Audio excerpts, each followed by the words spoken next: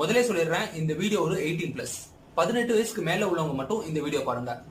இந்த லிஸ்ட்ல நம்ம ஃபர்ஸ்ட் பார்க்க போறது யாருன்னா ஏலன் உர்னோஸ்.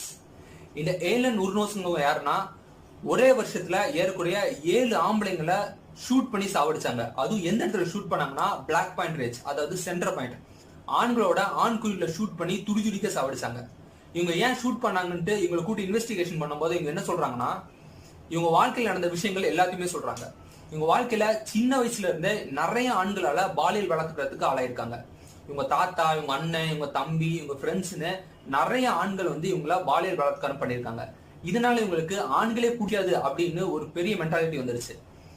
இவங்க புளோரிடால ஒரு ப்ராஸ்டியூட் சென்டர்ல ப்ராஸ்டியூட்டா போய் வேலை பார்த்துட்டு இருக்க டயத்துல ஒரு 7 ஆம்பளைங்க இவங்கள ஒரு கேங் ரேப் பண்ணியிருக்காங்க. இதனால இவங்க 7 பேர்த்தையும் ஒரே வருஷத்துல, அது வெவ்வேறு இடங்களை ஒரே இடத்துல ஷூட் பண்ணி சாவடிச்சாங்க. இவங்களுக்கு கோர்ட்